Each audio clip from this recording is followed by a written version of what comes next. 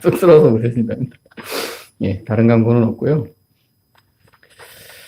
우리 이 시간에 말씀 보도록 하겠습니다. 오늘 말씀은요, 요엘서 2장 28절에서 32절입니다.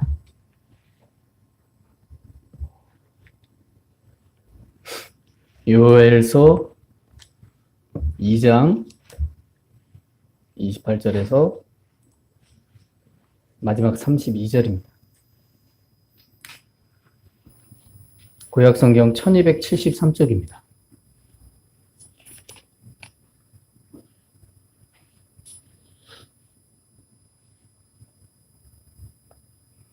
다 찾았으면 한 절 한 절씩 교도하겠습니다. 그 후에 내가 내 영을 만민에게 부어주리니 너희 자녀들이 장래일을 말할 것이며 너희 늙은이는 꿈을 꾸며 너희 젊이는 이상을 볼 것이며 그때 내가 또 내 영을 남종과 여종에게 부어줄 것이며 내가 이적을 하늘과 땅에 베풀리니 곧 피와 불과 연기 기둥이라. 여호와의 크고 두려운 날이 이르기 전에 해가 어두워지고 달이 햇빛같이 변하리라. 다 같이 읽겠습니다. 누구든지 여호와의 이름을 부르는 자는 구원을 얻으리니 이는 나 여호와의 말대로 시온산과 예루살렘에서 피할 자가 있을 것이며 남은 자 중에 나 여호와의 부름을 받을 자가 있을 것임이니라. 아멘. 앞뒤자로 인사하시겠습니다. 사랑합니다. 축복합니다. 네, 잘 오셨습니다. 오늘은 이 만민에게 부어주리라 라는 제목으로 오늘 말씀을 나누도록 하겠습니다. 오늘 말씀은 제가 한 번도 준비한 적이 없었던 것 같습니다. 그래서 이제 본문 말씀을 보니까 한 번도 이 말씀 가지고 새벽에는 말씀을 나눈 적이 있는데 이렇게 공적 예배를 통해 말씀을 나눈 적이 없었던 것 같습니다. 그래서 오늘 말씀은 만민에게 부어주리라 라는 제목으로 말씀을 나누도록 하겠습니다. 2025년도 오늘날 한국 사회는 이 문화화된 시스템과 이 사회에서 살고 있습니다. 그렇게 인간의 역사 이래로 이런 문명의 혜택을 입고 사는 시대가 없었습니다. 그래서 저와 여러분은 당연하다 생각이 들 정도로 그냥 당연하게 여기면서 살고 있지만 이건 역사상 없는 문명의 혜택을 받고 살고 있습니다. 그래서 앞으로 우리는요, 갈수록 발전된 문명 시대를 마주하게 될 겁니다. 그리고 또 그렇게 가고 있고요. 그런데 이렇게 문명의 혜택을 입고 살면서도 이 삶에는 관심이 많아졌죠. 문명의 혜택은 많아졌기 때문에 삶에 관심이 많아졌지만 반대로 자신의 영에 대한 관심은 점점 사라지고 있는 것은 아닌지 모릅니다.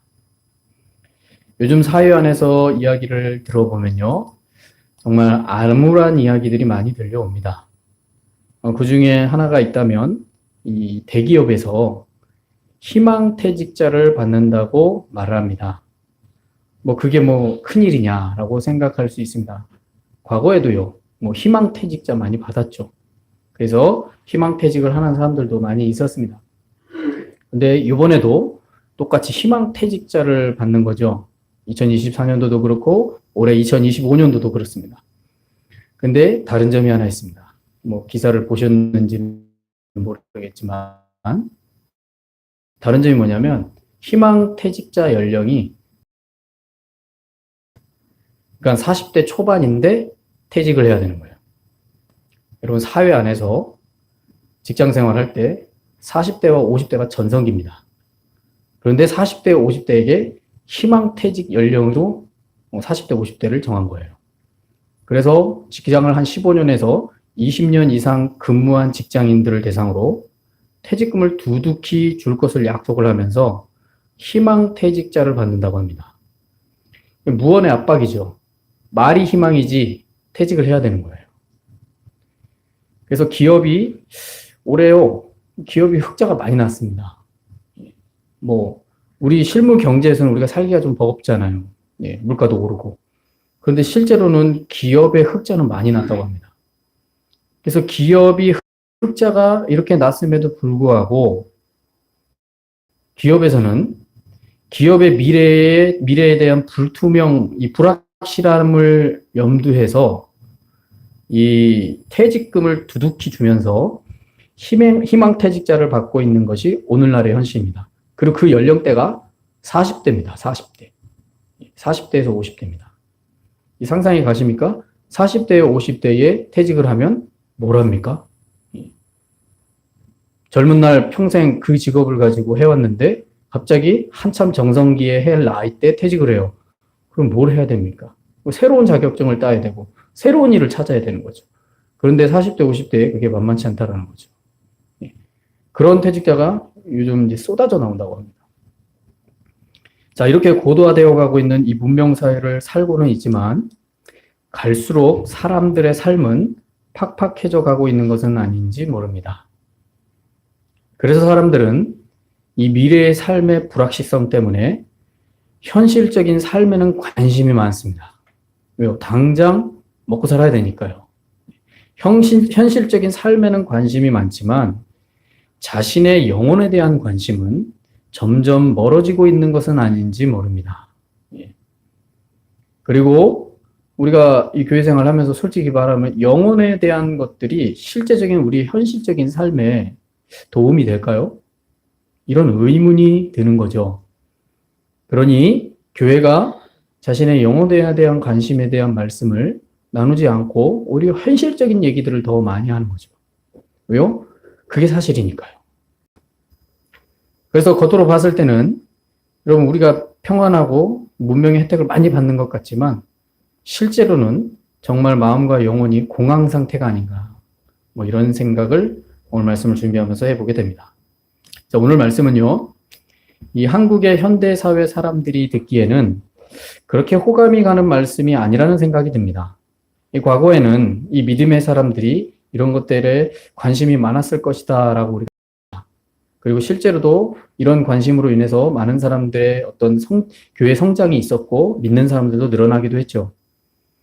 그런데 오늘날은 그렇게 호감이 가는 말씀이 아니라는 생각이 듭니다. 왜냐하면 오늘날 사람들의 관심사가 전혀 아닐 수 있기 때문입니다. 그런데 생각을 한번 또 해보면 과거에도요, 사람들은 자신의 영과 영혼에 대한 관심이 크게 없었던 것으로 기억이 됩니다. 특히 이제 믿음의 사람들이나 이 종교인들이나 관심이 있었지, 실제로 이 무신론자나 이제 믿음이 없는 사람들, 이런 사람들은 그런 것에 크게 관심이 없었던 것으로 기억됩니다. 그렇게 과거에나 오늘이나 그렇게 크게 다르지 않다라는 생각을 해봅니다. 단지 한 가지만 다른 게 있습니다. 삶의 질이 달라졌어요. 그러니까 문명의 혜택이 더 달라졌다는 거죠. 훨씬 더 좋은 혜택을 받고 살아가는 시대에 살고 있는 거죠. 여러분, 지하철, 기차를 한번 타더라도 KTX나 SRT 이런 거 타면 부산까지 2시간 반이면 가잖아요. 어디 과거에 상상이나 할 수 있었던 시대가 아닙니다. 심지어 서울에서 사는 사람이 부산까지 출근하는 일이 가능한 이런 시대에 살고 있습니다. 과거에 없었던 일이에요. 불가능했어요. 조선시대 때만 해도 부산에서 한양까지 가려면 몇 달이 걸립니다. 교통수단이 없으니까요. 그런데 지금은 어떻습니까? 너무나도 좋은 혜택을 저와 여러분이 누리고 살고 있다는 거죠. 그런데 이런 혜택의 문화를 살고 있지만 중요한 건 영혼에 관심이 없다는 거죠, 사람들이. 특히 자신의 영혼에 대해서 관심이 별로 없다. 자, 오늘 말씀에 하나님께서 자신의 영을 우리 믿는 자에게 부어주신다고 말씀하고 있습니다. 그래서 오늘 이 말씀이 정말 이 말씀을 이해하는 사람이 몇 명이나 있을까? 이런 생각을 해봅니다. 몇 명이나 있을까요? 특히 오늘 말씀은 신약 시대를 살아가는 우리 그리스도인들에게 아주 중요한 말씀입니다. 또한 이 말씀은요, 신약의 이 사도행전에 보시면 이 마가의 다락방에 이 120명의 문도들, 이 사람들이 성령을 받는 장면과 연결시켜서 보는 아주 중요한 장면의 말씀이기도 합니다. 또한 이 말씀은 이 기한이 정해져 있지 않습니다. 여기부터 몇 년부터 몇 년까지 이렇게 기한이 정해져 있지 않은 먼 훗날에 있을 일로 말해주고 있습니다. 그래서 이렇게 먼 훗날에 하나님께서 자신의 영을 부어주실 것을 약속한 것입니다. 그래서 28절에 보시면 이후에 내가 내 영을 만민에게 부어주리니 너희 자녀들이 장래의 일을 말할 것이며 너희 늙은이는 꿈을 꾸며 너희 젊은이는 이상을 볼 것이며 라고 말합니다. 자, 이 말씀을 보시면 하나님이 당신의 영을 부어주시는데 먼저는 자녀들이 미래를 볼 거라는 거예요. 예. 쉽게 말하면 예언이겠죠. 예. 예언을 하게 될 거라는 거예요. 또한 늙은이들은 꿈을 꾼다라는 거예요. 그러니까 하나님의 이상을 꿈으로 본다는 거죠. 그리고 젊은이는 이상을 볼 것이다. 이것은 이상은 곧 환상을 말합니다. 예. 환상을 볼 것이다 라고 말씀합니다. 또한 이것으로 끝나지 않습니다. 본문 말씀을 또 보시면 29절에 이렇게 말합니다. 그때에 내가 또 내 영을 남종과 여종에게 부어줄 것이며 라고 말합니다. 여기서 말하는 남종과 여종에게는 동일하게 하나님께서 영을 부어주시겠다는 거예요. 당신의 영을. 그래서 여기서 이 남종과 여종은 하나님의 일꾼을 말하는 것이 아닙니다. 예. 하나님의 일꾼을 말하는 것이 아니라 당시 시대에 육신의 몸종을 말하는 겁니다. 예. 그러니까 우리가 본문을 보시면 내가 남종과 여종에게 부어줄 것이다 라고 생각했을 때 이게 하나님의 종을 말하는구나 이렇게 생각할 수 있는데 그게 아니에요. 몸종을 말하는 거예요. 몸종. 남자종, 여자종. 예. 당시 시대 때 종이 있었잖아요. 이 종이 사라진 시대는 얼마 안 됩니다. 몇백 년이 안 돼요. 예. 지금도 어느 나라는 몸종이 있어요. 예. 그리고 이상한 사회적 계약, 이 독특한 사회적 계약을 통해서 몸종 같은 역할을 하면서 돈을 버는 사람들도 있고요. 예. 그래서 이런 식으로 이 본문에서 말할 때 이 남종과 여종은 하나님의 일꾼의 종을 말하는 게 아니라 육신의 몸종을 말하는 겁니다. 그래서 당시 이스라엘 사람과 이방인 출신으로 몸종이 된 사람들이 있습니다. 이런 사람들을 말하는 겁니다. 그래서 28절과 29절의 말씀을 하나로 종합을 해보면 하나님의 자신의 영을 부어주시는데 그 영은 모든 사람들에게 부어주시겠다라는 말씀입니다. 즉 오늘 말씀의 제목과 같이 하나님께서 자신의 영을 만민에게 부어주시겠다라는 약속의 말씀을 주신 것입니다. 자, 구약시대에는요, 하나님께서 특정 인물을 정하셨습니다. 특정 인물을 정하셔서 자신의 영을 부어주셨습니다. 자, 즉, 성경에서 말씀하는 이 성령을 주셨는데, 자, 하나님께서 하나님의 뜻과 마음을 그렇게 전해주셨습니다. 그러나 신약시대에 들어와서는 예수님께서 십자가에서 죽으시고 부활하시고 승천하신 이후에 예수 그리스도를 대신해서 보혜사 성령을 부어주셨습니다. 보내주신다고 하신 거죠.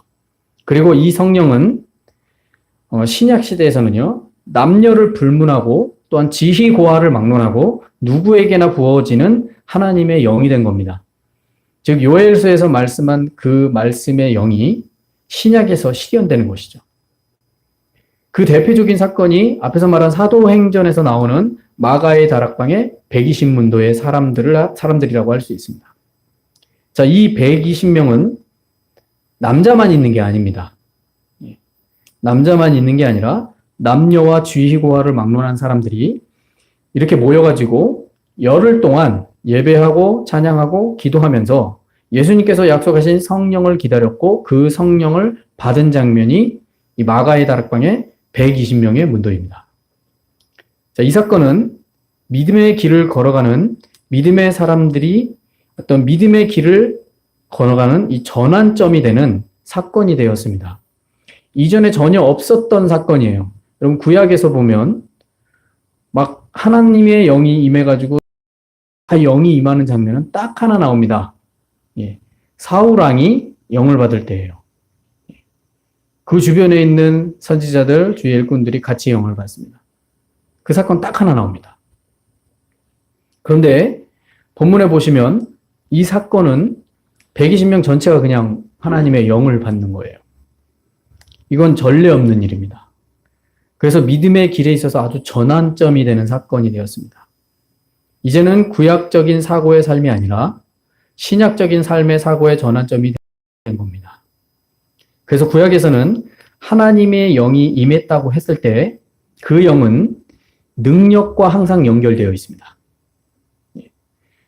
항상 능력과 연결되어 있어요. 구약에서는요. 그래서 그 능력이라는 것은 어떻게 나타나냐면 당시 구약시대 사람들의 눈에 보여지는 사건이었고요. 또 마음을 흔들어 놓는 증거로 나타났습니다. 그래서 하나님의 영이 임하면 그게 눈에 보여지는 거예요. 표적이죠. 그리고 증거로 나타나는 거죠. 그래서 이런 경험으로 인해 사람들은 하나님께 엎드렸고요. 하나님을 섬겼습니다. 구약은 그렇게 됐습니다. 그래서 특정 인물에게 하나님의 영이 임했고 그 사람을 통해서 하나님의 역사를 눈에 보여지도록 나타난 거예요. 그리고 그 근거를 본 많은 백성들이 하나님께 엎드렸고 하나님을 섬겼습니다. 그런데 문제가 생겼습니다. 당연히 그런 증거와 역사가 드러났으면 어떻게 해야 됩니까? 끊임없이 하나님을 믿고 살아가야죠. 그런데 하나님을 모르는 세대가 나타나면서, 즉 세대가 바뀌면서 다시 하나님을 배신하고 버리는 일이 반복해서 계속되어졌습니다. 그게 구약에서 나타나는 현상입니다. 그래서 구약은 이 출애굽기 이후에 그 역사적 흐름을 보면 다 그런 반복되는 역사입니다. 하나님께 엎드렸다가 하나님을 모르는 세대가 나오면 또 하나님을 배신하고 이런 일들이 계속 반복되는 역사입니다. 하나님의 영이 임했는데도 불구하고 그런 일이 벌어지는 거예요. 근데 그 영은 특정 하나님이 선택한 사람들에게만 임한 것이죠. 그러나 신약 시대에 와서는요. 하나님의 영인 성령이 임했다라는 것은 능력보다 더 중요한 하나님을 아는 지식의 완전함을 이룬 겁니다. 이게 다른 점입니다. 그래서 예수님께서 십자가 도상에서 이렇게 말씀하신 거죠. 다 이루었다라고 말씀하셨습니다. 그럼 뭘 다 이룬 겁니까? 이전에는 하나님께서 특정히 정한 일꾼에게 자신의 영을 부어주셔서 자신의 능력을 나타내시면서 알리셨습니다. 근데 이제는 독생자 예수 그리스도를 통해 이 모든 과정이 필요 없는 하나님의 영인 성령을 모든 사람에게 부어주셔서 하나님을 아는 지식의 완전함에 모두가 이루도록 완성하신 것입니다. 그래서 다 이루었다라고 말씀하시는 거예요. 그래서 오늘날 우리 그리스도인은 이 죄를 회개하고 예수 그리스도를 구주로 영접해서 믿음의 사람이 되었다면 이는 하나님의 영인 성령이 우리의 믿는 자와 함께 한다라는 것을 깨달아야 됩니다. 이것이 예수님께서 십자가 도생에서 다 이룬 내용입니다. 자, 문제는요. 이를 믿지 않는 거죠. 깨닫지도 못하는 겁니다. 마음과 육체가 원하는 대로 그렇게 살아가고 있는 것이 문제라는 거죠. 믿지도 않고 깨닫지도 못해요. 왜요? 증거가 안 나타나니까. 그래서 사람들은 말합니다. 내가 체험하지 않고 내가 보지 않았으면 믿지 못한다. 구약적인 사고의 방식을 계속 고수하고 있는 거예요. 근데 구약의 사고에서는 어떻습니까? 체험하고 하나님의 능력을 눈으로 보고서 믿었어요. 근데 세대가 바뀌면 또 안 믿어요. 근데 그런 구약적인 사고의 방식을 신약 시대에 와서 똑같이 행동하고 생각하고 있는 거예요. 예수님은 그러라고 십자가에서 다 이루신 게 아닙니다. 그 능력을 보이시기 위해서 다 이루었다고 말씀하신 게 아니에요. 만약 그 능력의 완성을 말씀하셨다면 오늘날 여러분 우리는 기도할 때마다 능력이 나타나야 되고요. 예수님 믿을 때마다 막 기적이 일어나야 됩니다. 근데 일어납니까? 예수님이 다 이루셨잖아요. 그럼 구약의 능력이 지금 아주 계속해서 나타나야 되잖아요. 저와 여러분 한 사람 한 사람이 기도할 때마다 응답되고 역사가 일어나고 뭐 말할 수 없는 어떤 기적과 이적과 능력이 나타나는 모습을 눈으로 봐야 됩니다. 근데 안 나타납니다. 그 예수님 다 이루셨잖아요. 그래서 능력이라고 생각하면 안 된다는 거죠. 예수님이 다 이루신 것은 하나님을 아는 지식의 완전함을 말해주는 겁니다. 그래서 다 이루셨다라는 거죠. 그래서 깨달아야 되는 거죠. 그런데 아직도 구약의 사고의 방식에 내가 눈으로 보지 못하면 못 믿어. 나 기적 안 나타나면 나 못 믿어. 아직도 이러고 있는 거죠. 구약의 신앙에 머물러 있는 거예요, 계속. 예수님은 이미 앞서가신데. 마치 아날로그 세대 사람들이 이제 디지털과 이제는 AI 시대로 접어드는데, 나 옛날 방식이 좋아 하면서 옛날 걸 계속 고수하는 거예요. 그래서 앞서가고 있는 걸 못 따라가고 있는 거죠. 근데 실제적으로 사는데 그렇게 지장이 없어요. 그래서 별로 기대를 안 하고 안 배워도 된다고 생각하는 거죠. 그러나 시간이 흘러보십시오.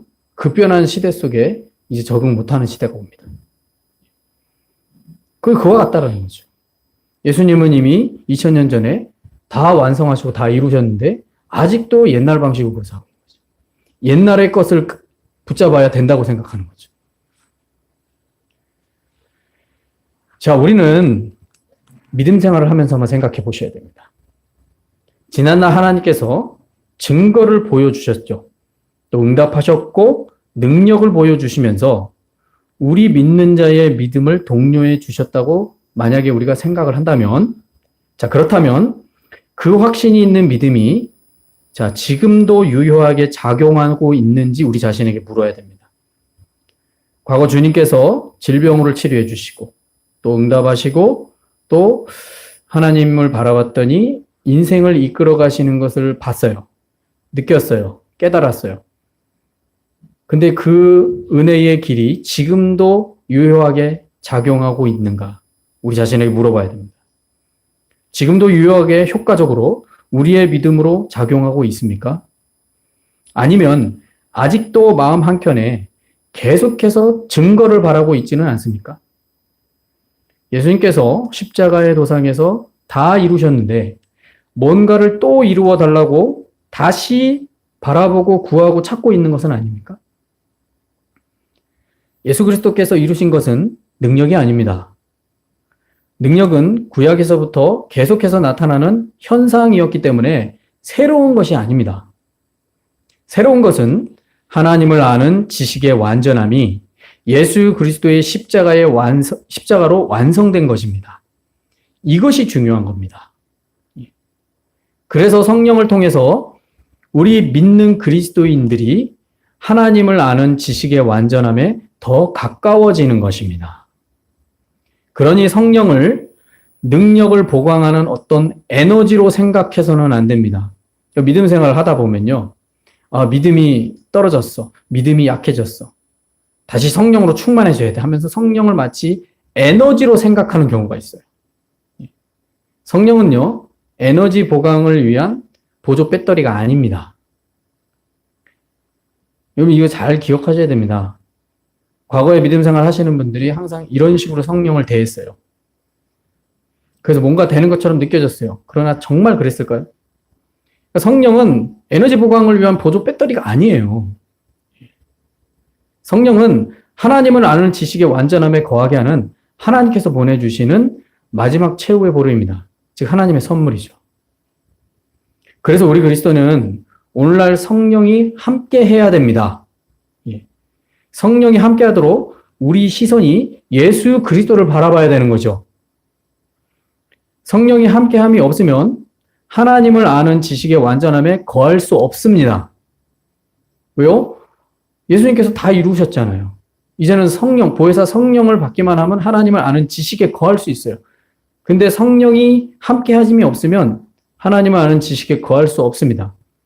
그냥 종교인이 되는 거예요. 종교 생활만 하는 거예요. 이는 그리스도인으로서 절대로 외면하면 안 되는 문제입니다.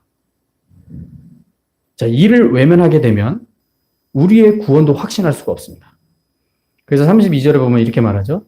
누구든지 여호와의 이름을 부르는 자는 구원을 얻으리니 이는 나 여호와의 말대로 시온산과 예루살렘에서 피하는 자가 있을 것이며 남은 자 중에 나 여호와의 부름을 받을 자가 있을 것입니다. 왜 이런 말씀을 주었을까요? 성령이 부어지는 사람에게 유일한 희망이다라는 거죠. 하나님의 영이 부어진 사람이 예수 그리스도의 이름을 부른다라는 거예요. 그러니 이걸 외면하면요, 우리의 구원도 확신할 수가 없는 겁니다. 믿음이 왜 흔들립니까? 성령을 인정하지 않기 때문입니다. 다른 게 없습니다. 하나님의 영을 인정하지 않는데 어떻게 믿음이 생긴다고 할 수 있을까요? 예수 그리스도의 이름을 부른다면 그분이 무엇을 우리에게 약속하셨는지를 믿어야 됩니다. 그것은요, 보혜사 성령입니다. 요한복음 14장 16절에 예수님께서 이렇게 말씀하셨습니다. 내가 아버지께 구하겠으니 그가 또 다른 보혜사를 너희에게 주사 영원토록 너희와 함께 있게 하리니. 누가 구했습니까? 예수님이 하나님 아버지께 구했어요. 뭘 구했습니까? 보혜사 성령을 이들에게 부어달라고. 까지요? 영원히. 요한복음 16장 7절에 또 이렇게 말합니다. 그러나 내가 너희에게 실상을 말하노니 내가 떠나가는 것이 너희에게 유익이라. 내가 떠나가지 아니하면 보혜사가 너희에게로 오지 아니할 것이요 가면 내가 그를 너희에게로 보내리니. 즉 예수님이 떠나지 않으면 보혜사 성령이 우리에게 오지 않습니다. 그래서 예수님이 떠나신 거예요. 왜요? 그게 더 유익이 되니까. 예수님이 떠나지 않고 육체로 보여지면 여러분 볼 수 있는 사람만 보지 모두가 보지 못해요. 그러나 하나님의 영은 우리가 알듯이 영을 생각할 때 영은 초월하지 않습니까? 시공간을 초월합니다. 그게 영이라고 우리가 믿죠. 그럼 하나님의 영은 모두에게 임할 수 있는 거예요. 그래서 예수님이 떠나야 되는 거예요. 떠나야만 그 영이 우리와 함께 할 수 있는 거죠. 그게 우리에게 유익이라는 거죠. 그렇기 때문에 하나님의 영이 임하지 않으면 우리가 구원도 보장받을 수 없는 거예요. 구원을 믿을 수가 없는 거죠. 예. 그래서 예수 그리스도를 구주로 영접하면 하나님의 영이 저와 여러분과 함께 하는 겁니다. 문제는요, 우리가 그걸 깨닫지 못한다는 거예요. 우리가 그걸 알려고 하지 않는다는 거예요. 이게 문제지. 여러분, 하나님의 영은 언제나 우리에게 선물로 주어져 있는 겁니다. 분명히 성경은 하나님의 성령은 하나님께서 주시는 선물이라고 사도 베드로가 이야기하고 있습니다. 마술사 시몬이 그걸 돈 주고 사려고 했죠. 하나님의 선물을 어떻게 돈 주고 삽니까? 예, 돈 주고 살 수 있는 게 아닙니다. 구하면 되는 거죠. 믿으면 되는 거죠. 이 사실을 외면하는 겁니다. 그러니 예수님께서 자기가 떠나야 보혜사가 너에게 임한다라는 거죠. 자, 이렇게 성령은 우리 그리스도인들에게 2000년 전이나 오늘날이나 너무나 하나님께서 주시는 은혜의 선물입니다. 그러므로 성령의 은혜를 구하여야 됩니다. 그리고 성령의 은혜 안에 거해야 될 줄로 믿습니다. 성령은 하나님을 아는 지식의 완전함에 거하는 유일한 길입니다. 여러분, 우리가 하나님의 말씀을 많이 배우고 터득을 하면 지식적으로 풍성해질 수 있습니다. 그런데 하나님의 지식의 완전함에 거하는 길은 아닙니다. 그렇다고 해서 소홀히 할 수 없어요. 알아야 됩니다. 그러나 하나님의 아는 지식의 완전함에 거하려면 성령이 저와 여러분 가운데 충만하게 있어야 될 줄로 믿습니다. 그게 유일한 길입니다. 예수님이 그걸 다 이루신 거예요. 우리는 십자가의 죽음이 구원을 이루셨다라고 일반적으로 알고 있습니다. 맞습니다. 그러나 구원을 이루기 위해서는 어떻게 됩니까? 하나님을 아는 지식에 거해야 됩니다. 그걸 이루기 위해서는 성령, 하나님의 영이 우리 안에 있어야 되는 거죠. 그것은 선물로 주어진다는 거죠. 이게 유일한 길입니다. 이 성령을 오늘 요엘 선지자를 통해 이렇게 말합니다. 모든 만민에게 부어주신다라고 약속을 하셨고, 오늘날 우리 그리스도인들도 모두가 성령의 은혜로 가득해질 수 있는 겁니다. 그러므로 우리 풍성교회 성도님들은 이 성령으로 풍성해지는 은혜의 삶을 살아가시길 소망합니다. 우리가 현실을 살아가면서 현실의 삶에 마음을 두며 살아갈 수밖에 없는 시대에 살고 있습니다. 부인할 수 없습니다. 얼마나 현실 삶이 어렵고 힘듭니까?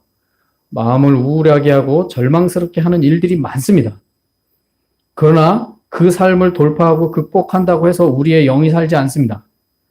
중요한 건 우리의 영을 살려야 되는 거죠. 그것은 하나님의 영, 즉 성령이 우리에게 임해야 될 줄로 믿습니다. 그리고 그런 은혜 가운데 살아갈 때 현실의 육신의 삶도 뛰어넘고 그 삶을 극복할 수 있는 은혜가 될 줄로 믿습니다. 그러므로 성령의 풍성해지는 은혜의 삶을 살아가서 정말 하나님께 영광 돌리고 우리의 삶이 가장 아름답게 풍성하게 열매 맺는 그런 삶을 펼쳐나가는 저와 여러분 되시길 예수님의 이름으로 축원합니다. 기도하시겠습니다.